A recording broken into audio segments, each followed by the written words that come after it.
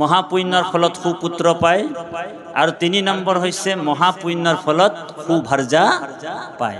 ভাৰ্যা মানে পত্নী। এগৰাকী ধৰ্মপৰায়ণী, ভক্তিপৰায়ণী পত্নী পাবৰ কাৰণে মহাপুণ্য লাগিব। গতিকে এই 3টা বস্তু মহাপুণ্যৰ ফলত লাভ হয়। আমি কৈ আছিলোঁ কাৰ কথা? ৰজা পৰীক্ষিতৰ কথা। ৰজা পৰীক্ষিত মৰিব 7 দিনৰ পিছত, মানে 7 দিনৰ ভিতৰত, কোনোবা 7 দিন শেষ হ'ব আৰু মৰিব, হয়নে বাৰু? তেওঁ 7 দিনৰ ভিতৰতে মৰিব। সোম, মংগল, বুধ, বৃহস্পতি, শুক্ৰ, শনি। কাৰণ 8 নম্বৰ দিনটো নাহে। যদি 7 দিনৰ পিছত বুলি কৈ দিয়া হয় তেনেহ'লে 8 নম্বৰ দিন আহি যাব, হয় নহয়? 8 নম্বৰ দিনটো ব্ৰহ্মাণ্ডতে নাই। ৰজা পৰীক্ষিত 7 দিনৰ ভিতৰতে মৰিব কোনোবা এটা দিন, আৰু আমিও মৰিম 7 দিনৰ ভিতৰতে, হয়নে বাৰু? সোম, মংগল, বুধ, বৃহস্পতি, শুক্ৰ, শনি, এনেকুৱা 7 দিনৰ ভিতৰত আমাৰো মৃত্যু আছে।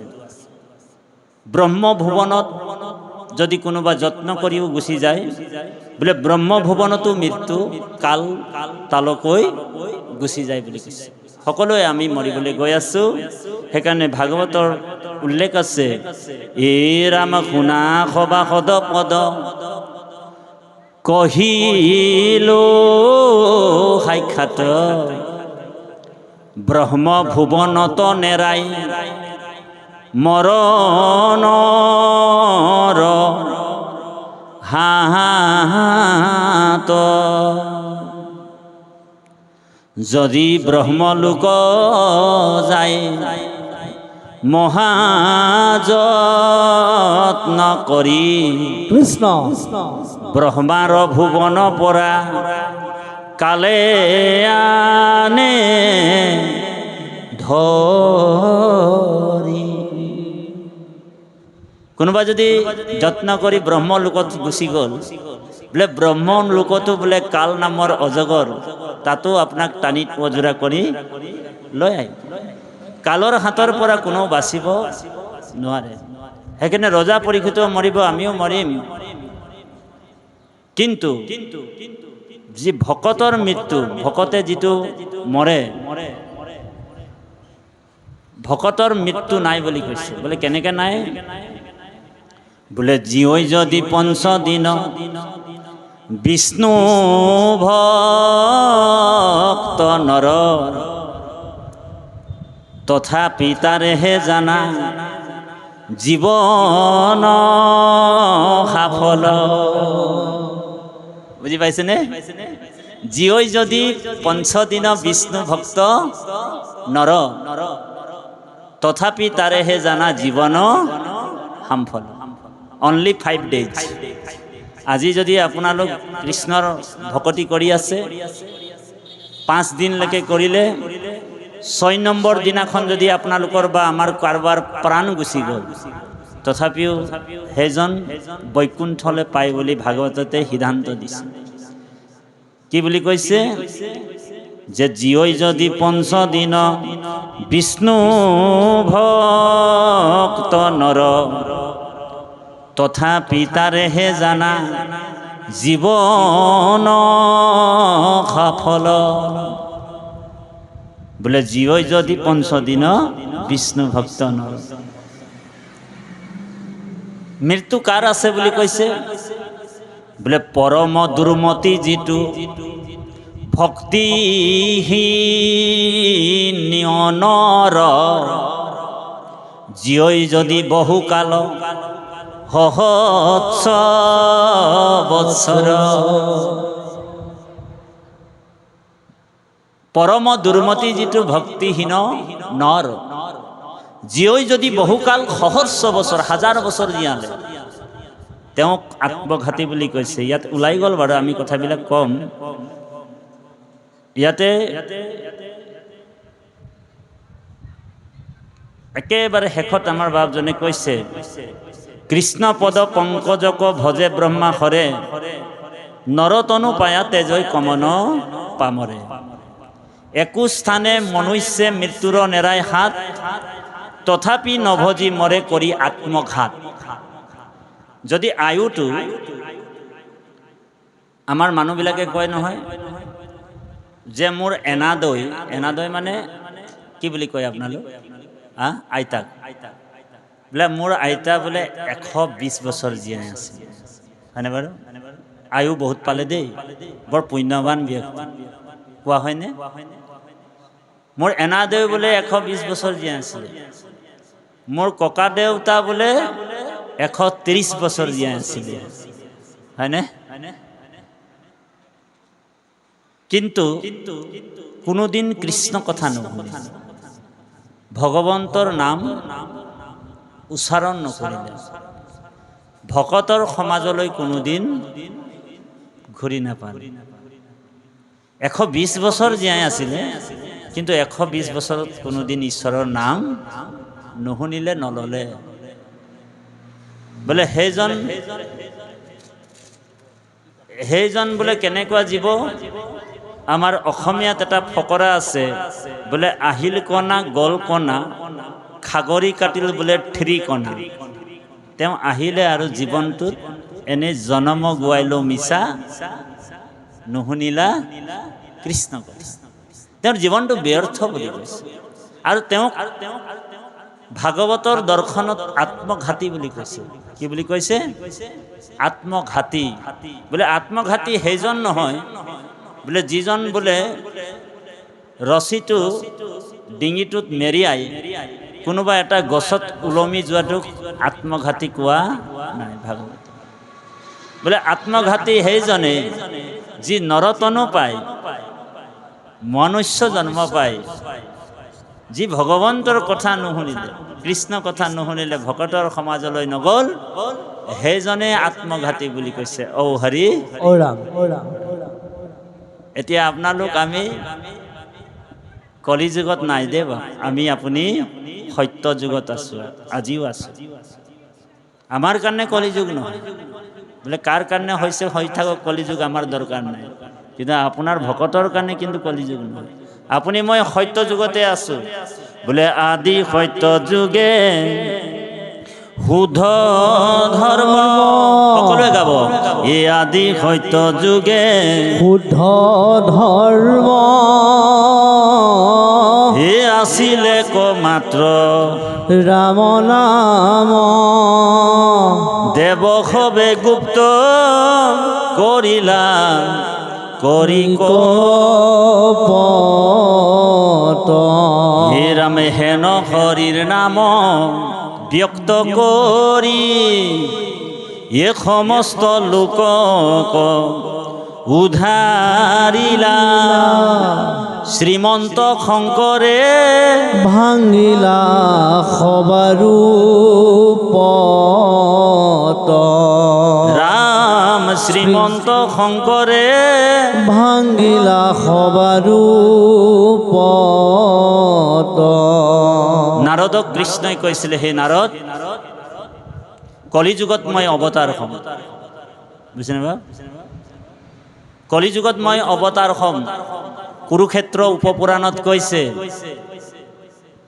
যে শ্ৰীমন্ত মিশ্ৰ দেৱ শ্ৰীমন্ত মিশ্ৰ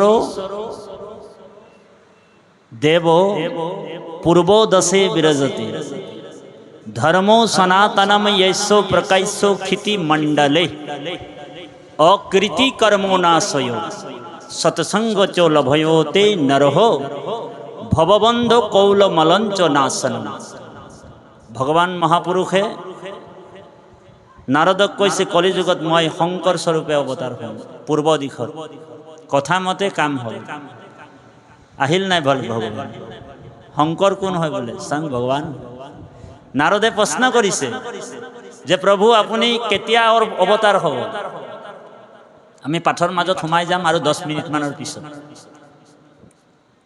নাৰদে কৈছে প্ৰভু আপুনি কোনটো সময়ত অৱতাৰ হ'ব তেতিয়া ভগৱান কৃষ্ণই নাৰদক কৈছে হে নাৰদ বোলে গুপ্তম হৰিয়ম যশ বৈষ্ণৱম বিপুলম কৃতি দেৱতা হৰি শংকৰে ৰূপেণ নিজ ভক্তি প্ৰচাৰয়তে গুপ্তম হৰিয়ম যশ বৈষ্ণৱম বিপুলম কৃতি দেৱতা যেতিয়া দেৱতাসকলে হৰিৰ নামটোক ঢাকোন দি দিব লুকুৱাই দিব গুপ্ত কৰি তেতিয়া মই শংকৰ স্বৰূপে আহি হৰিৰ নামটো মোৰ ভকতৰ মই বিলাই দিম।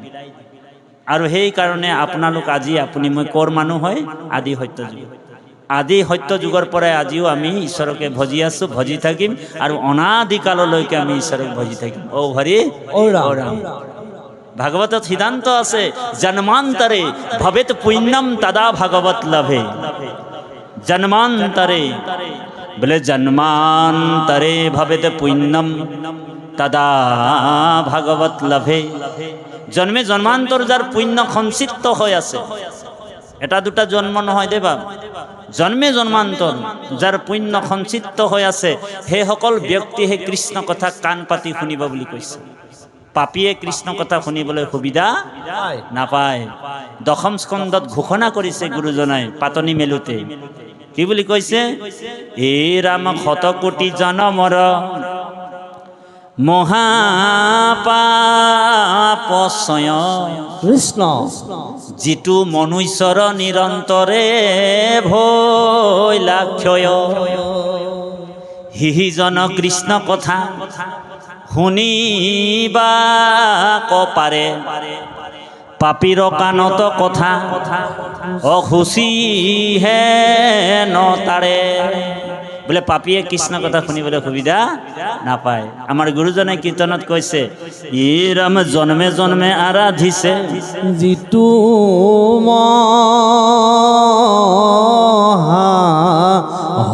হৰি, তাহাৰ জিভাত নাম আহে হৰি।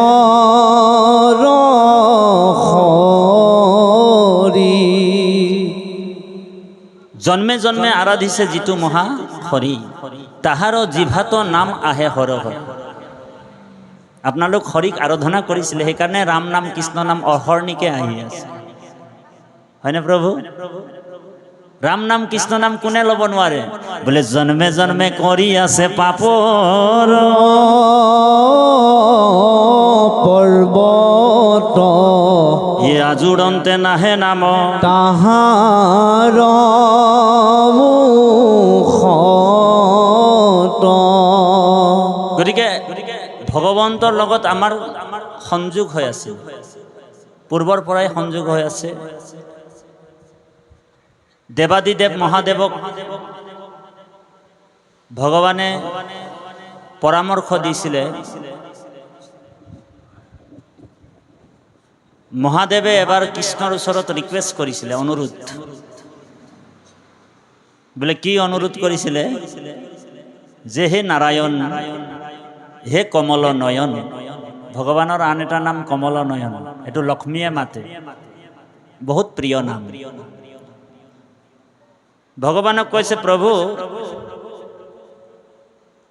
বোলে তুমি অনেক নামত অৱতাৰ হলা, কিন্তু মোৰ শংকৰ নাম ধৰি তুমি এবাৰো অৱতাৰ নহলা।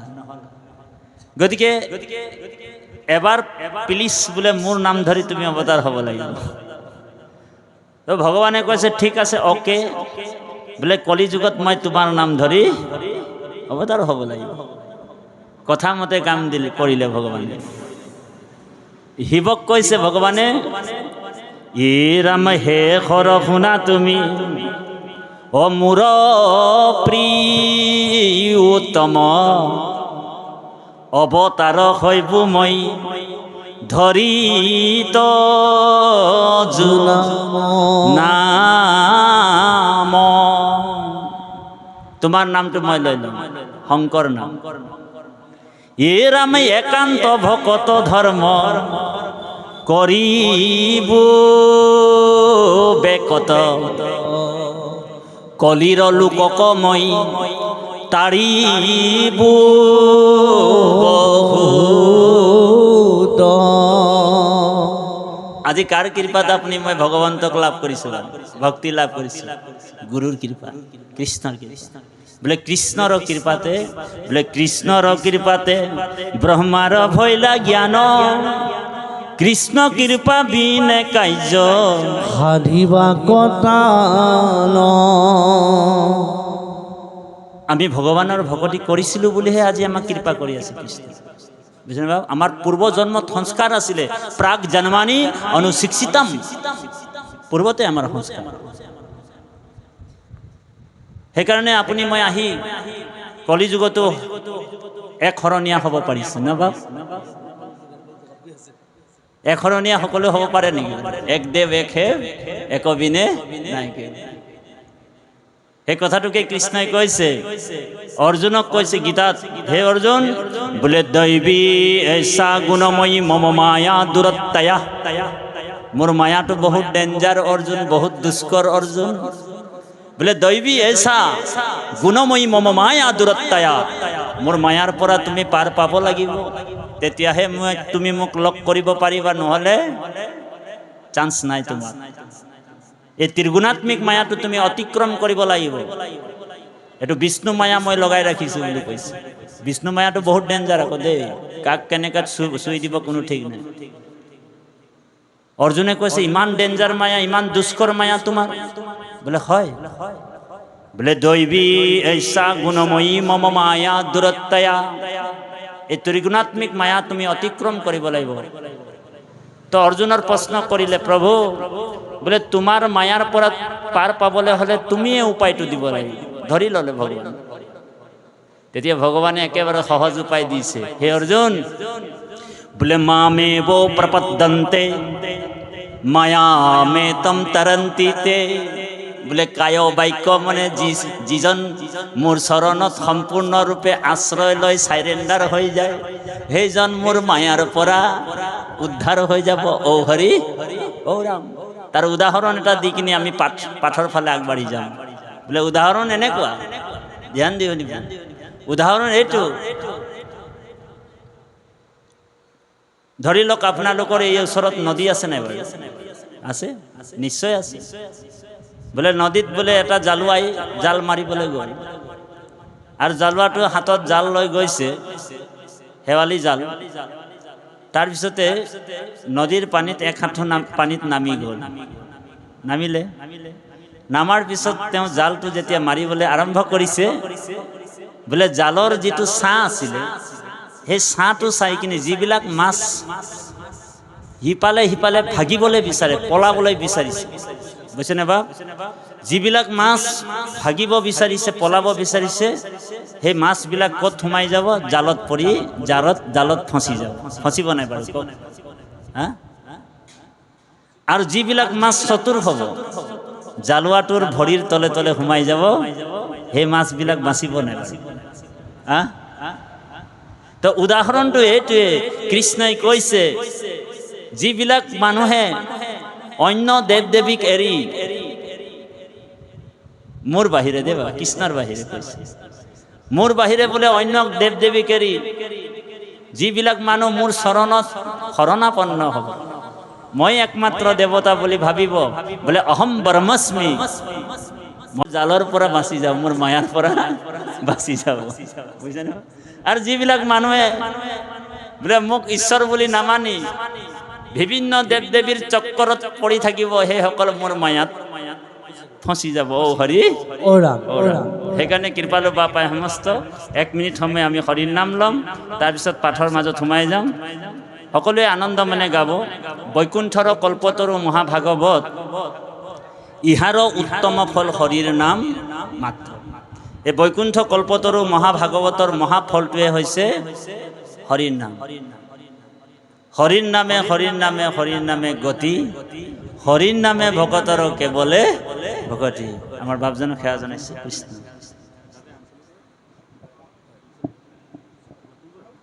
কৃষ্ণ বাপ, লখিমপুৰ জিলা।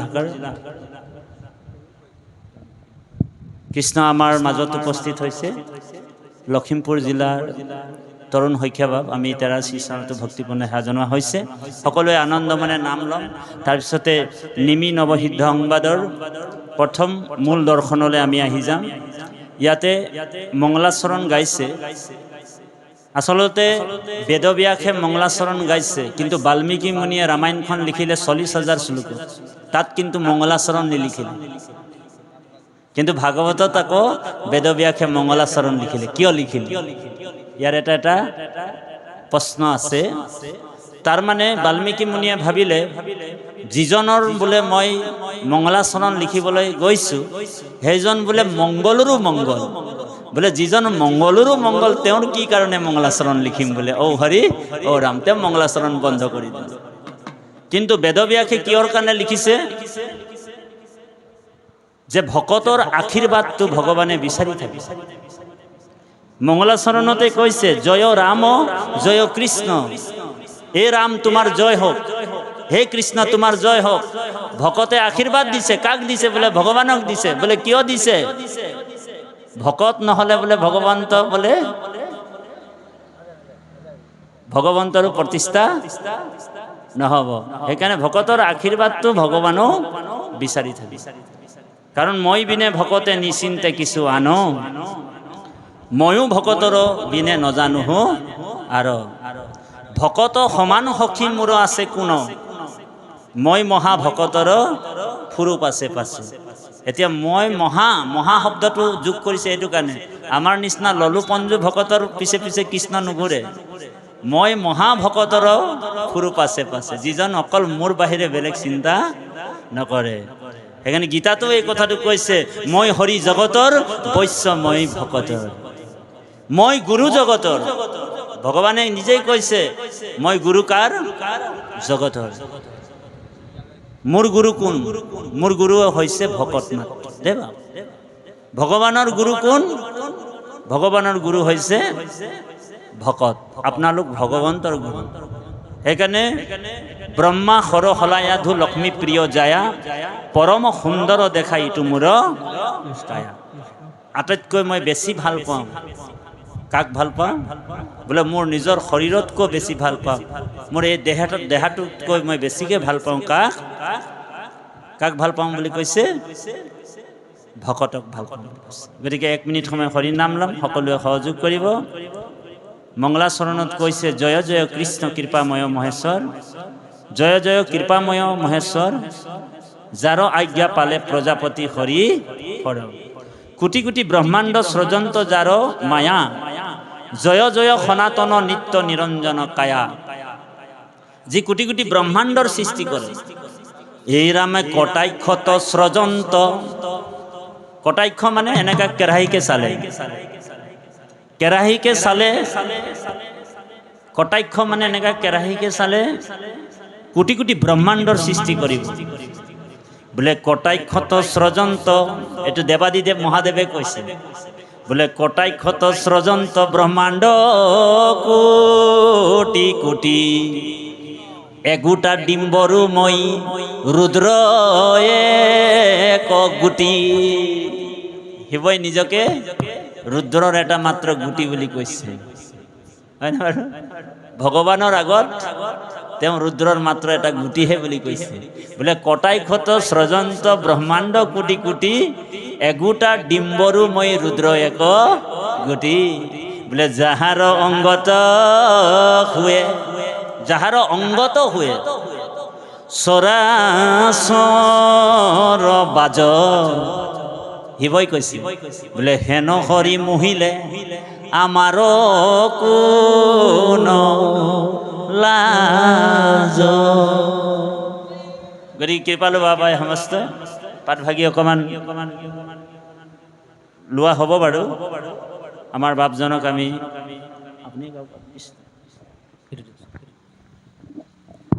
কৃষ্ণ সকলোৱে সহযোগ কৰিব। আমি অকণমান প্ৰভু ভগৱন্তৰ নাম সকলোৱে আওৰাও। কৃষ্ণ এৰা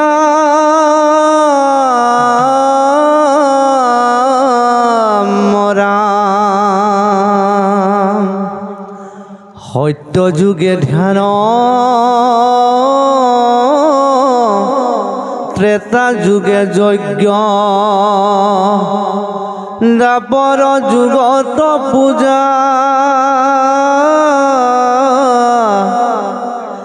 অকলিত হৰিৰ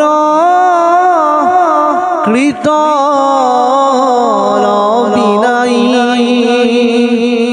অয়ামৰ নাহিকে দুজায়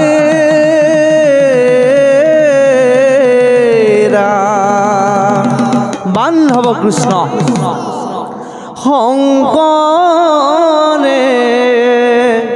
সন্ধালে নামৰে পুখুৰী মাধৱে বন্ধালে আলিৰ দুয়ো কাষে ৰুলে কদম পুলি ভকতে জিৰাব বুলি ও গুৰু শ্ৰীমন্ত শংকৰ ও গুৰু সৰ্ব গুণকৰ একেলগে শংকৰে খন্দাৰে নামৰে পুখুৰী মাধৱে বন্ধালে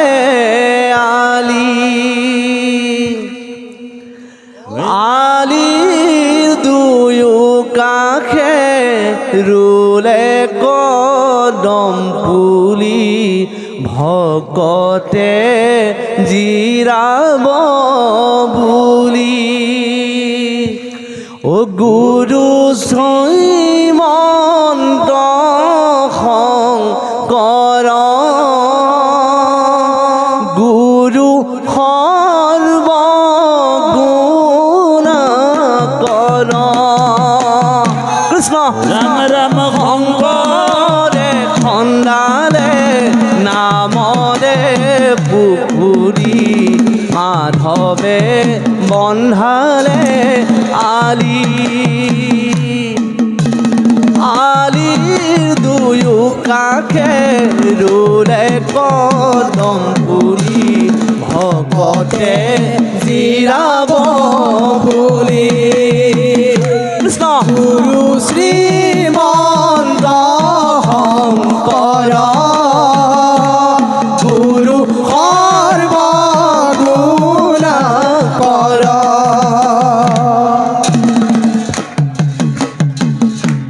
এ ৰাম হৰি নাম ৰখে বৈকুণ্ঠ প্ৰকাশে প্ৰেময় মৃতৰ নদী হৰিব শ্ৰীমন্ত শংকৰে পাৰ ভাঙি দিলে বহে ব্ৰহ্মাণ্ড বেদী হে গুৰু শ্ৰীমন্ত শংকৰ কৃষ্ণ গুৰু সৰ্ব গুণকৰ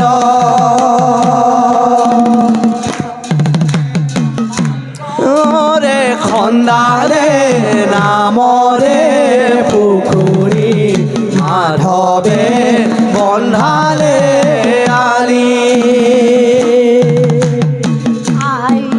দুয়ো কাষে ৰুলে কদম পুলি ভকতে জিৰাব বুলি ও গুৰু শ্ৰীমন্ত শংকৰ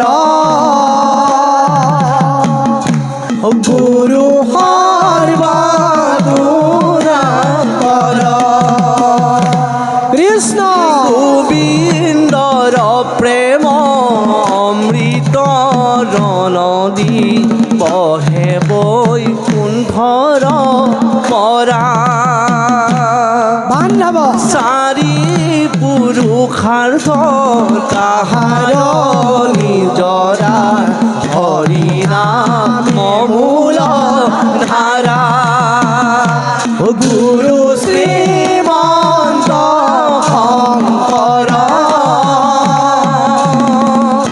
ও গুৰু সৰ্ব গুণকৰ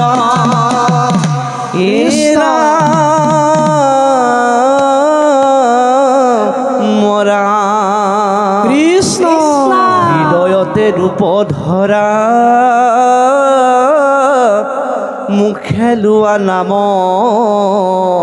কৃষ্ণ কলি যুগে নাম বিনা গতি নাহিয়ান অপার সংসার জানা পাইবা মহাসুখে ও রাম কৃষ্ণ ঘুষি যুগ মুখে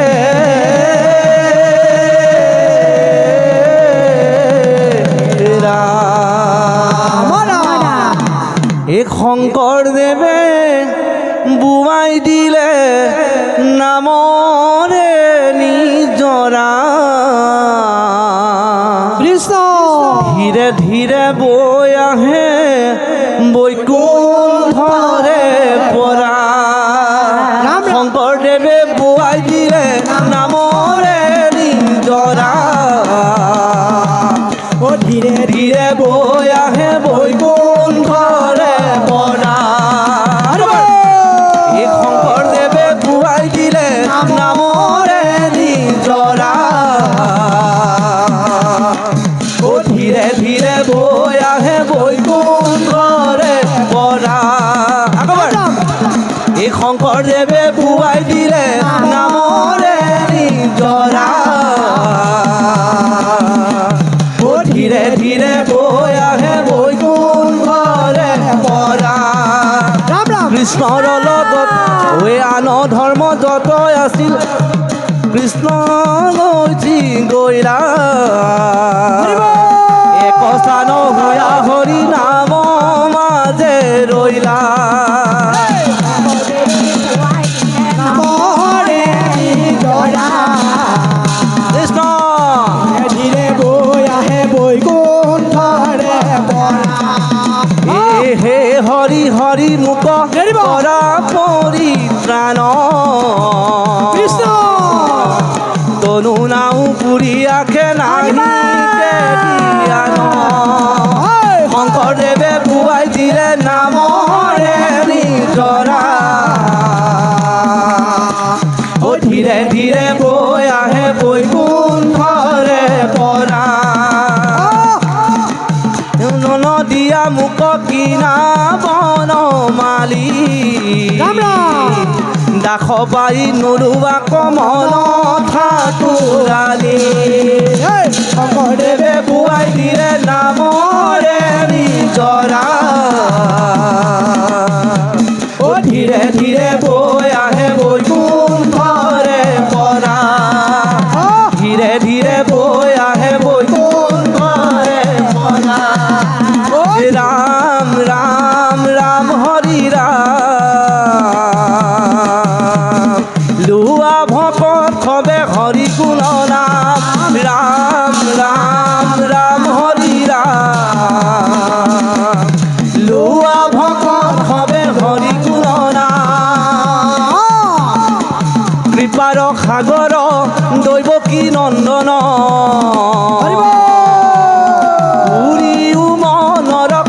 হরি রাম রাম রাম রাম হরি রাম লুয়া ভকত হবে হরি গুণ নাম কৃপার সাগর দৈবকী নন্দন কৃষ্ণ পুরী উমনৰ কাম হৰি ৰাম ৰাম হৰি ৰাম